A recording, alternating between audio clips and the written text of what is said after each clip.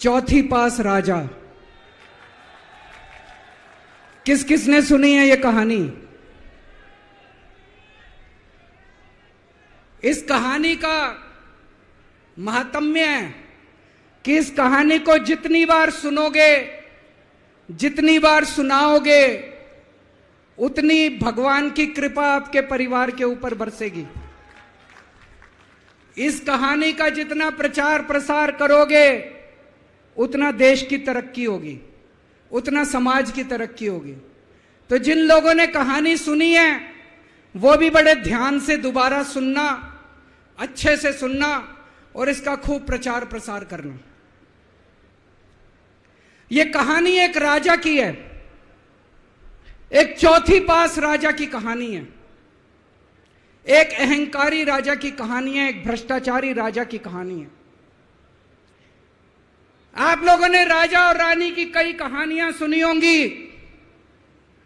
इस कहानी में राजा तो है, रानी नहीं है।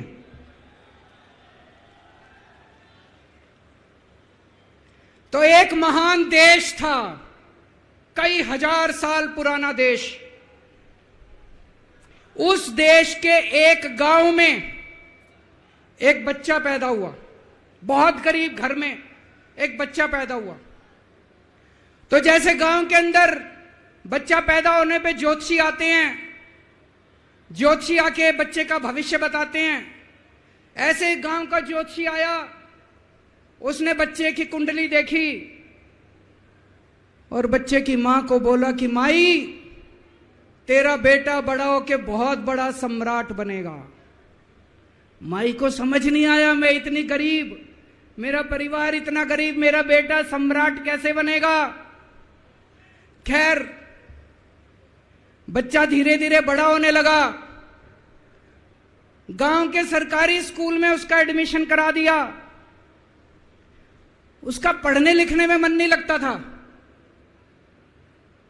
पढ़ते पढ़ते, क्लास करते करते चौथी में आके उसने नाम कटवा लिया। उसका पढ़ाई लिखाई में मन नहीं लगता था। बगल में, गांव के बगल में एक रेलवे स्टेशन था। घर में बहुत गरीबी थी। वो बच्चा वहां स्टेशन पे जाके चाय बेचने लगा।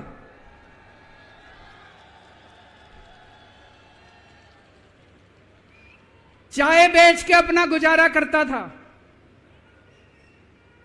वो भाषण बहुत अच्छा देता था, बचपन से ही बड़ा अच्छा भाषण देता था। गांव के लड़कों को इकट्ठा कर लेता और भाषण देना चालू करता। धीरे धीरे आसपास के गांव में फैल गया कि यह बच्चा भाषण बड़े अच्छे देता है। आसपास के लड़के भी इकट्ठे हो गए और जो मर्जी टॉपिक हो भाषण देना चालू कर देता था और रुकता ही नहीं था, घंटों घंटों तक भाषण देता रहता था। बच्चा बड़ा हुआ। ज्योतिषी ने कहा था बड़ा होके बच्चा उस महान देश का सम्राट बन गया। लेकिन राजा तो अनपढ़ था, उसे तो कुछ आता नहीं था। अफसर आते, उस अनपढ़ राजा से जहां मर्जी साइन करा लेते, जहां मर्जी जो मर्जी साइन करा लेते। वो राजा अनपढ़ था, उसे लगता था मैं अगर अफसरों से पूछूंगा तो मेरी कमजोरी सबके सामने प्रकट हो जाएगी। अफसरों को लगेगा मेरे को कुछ आता नहीं है। अफसर जो मर्जी लेके आते थे वहां साइन कर देता था। वो धीरे धीरे पूरे देश के अंदर फैल गया कि राजा अनपढ़ है, राजा अनपढ़ है। राजा को बड़ा बुरा लगने लगा। तो राजा ने कहीं से एक फर्जी डिग्री का जुगाड़ कर लिया। एक फर्जी डिग्री का जुगाड़ कर लिया, एमए की डिग्री का। और राजा बोला मैं एमए हूं। पर सच्चाई तो पूरे देश को पता थी, राजा तो अनपढ़ था। धीरे धीरे राजा अहंकारी भी होता गया। अहंकारी राजा और ऊपर से अनपढ़। जो मर्जी उस राजा के पास जाता और राजा से कुछ भी पास करा के ले आता। एक बार कुछ लोग गए, राजा को बोले जी नोटबंदी कर दो, नोटबंदी करने से भ्रष्टाचार खत्म हो जाएगा, आतंकवाद खत्म हो जाएगा। राजा को कुछ समझ नहीं आया, राजा की खूब चमची मारी उन्होंने नोट। राजा ने एक दिन शाम को टीवी पे आके 8 बजे नोटबंदी कर दी।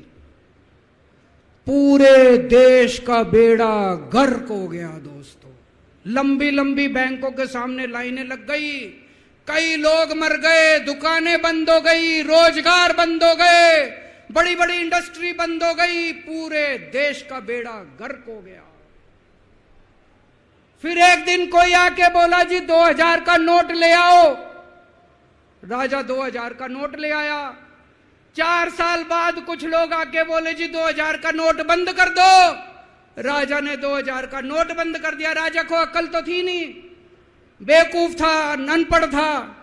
कभी 2000 का नोट चालू करता था, कभी 2000 का नोट बंद करता था।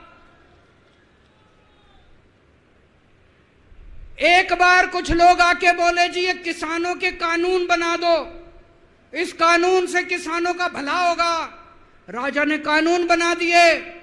पूरे देश के किसान सड़कों पे उतर आए। 750 किसान मर गए आंदोलन में, और 1 साल के बाद राजा को वो तीनों कानून वापस लेने पड़े। एक बार उस देश के अंदर बहुत बड़ी महामारी फैल गई, चारों तरफ महामारी फैल गई, लोग मरने लगे। किसने आके बोला जी थाली बजवाओ तो देश ठीक हो जाएगा।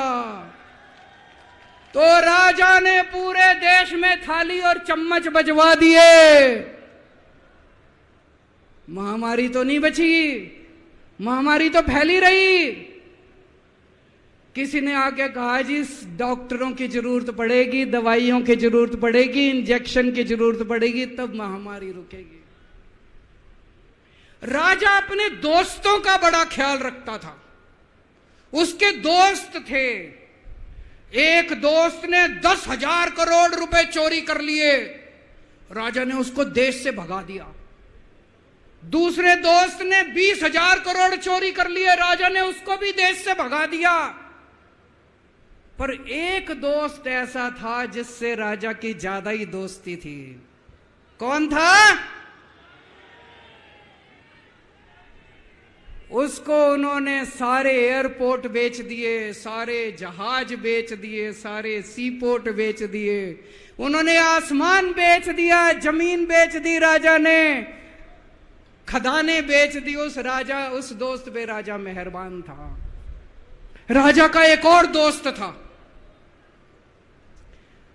वो दोस्त इतना गंदा था कि उसने कुछ अंतर्राष्ट्रीय खिलाड़ी महिलाओं के साथ बदतमीजी करी, लेकिन राजा ने दोस्ती नहीं छोड़ी। मजाल जो उस दोस्त के ऊपर कोई आंच आ जाए, राजा उस दोस्त के साथ खड़ा रहा, लेकिन उसने खिलाड़ियों का समझ। राजा का एक और दोस्त था। उस दोस्त ने किसानों के ऊपर गाड़ी चढ़ा दी, रौंद दिया, कुचल दिया किसानों को। राजा ने अपनी दोस्ती नहीं छोड़ी। इस बात पे तो दाद देनी पड़ेगी कि राजा दोस्तबाज था, 1 नंबर का दोस्तबाज था। चारों तरफ अत्याचार हो गया, चारों तरफ देश के अंदर इनके अपने लोग जो थे वो बलात्कार करने लगे, गलत काम करने लगे, हाहाकार मच गया। जो राजा के खिलाफ बोलता, राजा उसको पकड़ के जेल में डाल देता। एक दिन एक पत्रकार ने कार्टून बना दिया राजा के खिलाफ, उस पत्रकार को उठा के जेल में डाल दिया। एक दिन एक किसी पत्रकार ने उनके खिलाफ कुछ लिख दिया, उसको पकड़ के जेल में डाल दिया। जो राजा के खिलाफ बोले उसका बेड़ा गर्क। कोई जज अगर उस राजा के खिलाफ ऑर्डर करता था, राजा उसको बख्शता नहीं था। चारों तरफ अत्याचार, महंगाई, बेरोजगारी। ऊपर आसमान में देवता ये सब देख रहे थे कि पृथ्वी के ऊपर कितना घनघोर अत्याचार हो रहा है। सारे देवता इकट्ठे हुए, देवताओं ने मीटिंग करी। सारे देवता मिलकर शिवजी महाराज जी के पास गए और कहा, महाराज कुछ करो, पृथ्वी के ऊपर अन्याय हो गया, अत्याचार हो गया, चारों तरफ बलात्कार, चारों तरफ हाहाकार मचा हुआ है, जनता परेशान हो रही है। पृथ्वी जी शिव जी महाराज जी ने अपनी तीसरी आंख खोली और दोस्तों यहां प्रचंड पृथ्वी के ऊपर अजीब अजीब घटनाएं घटने लगी।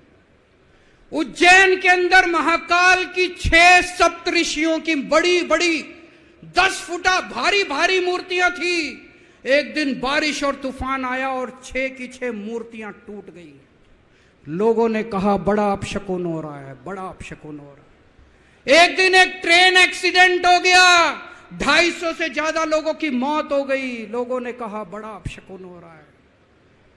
और एक दिन घनघोर बारिश आई, तूफान आया, ऊपर से आकाशवाणी हुई। सारे देश की जनता को भगवान ने कहा कि आप महान देश के लोग हो, क्या कर रहे हो, उठो, खड़े हो जाओ और इस अहंकारी राजा के खिलाफ सब लोग मिलकर आवाज उठाओ। भगवान आपके साथ है।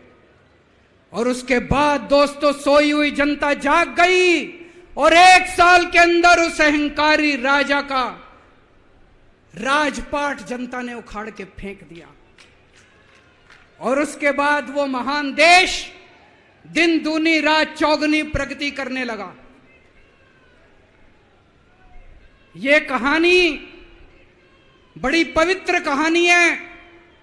इस कहानी को सुनने से और सुनाने से परिवार का, समाज का और देश का बहुत भला होता है।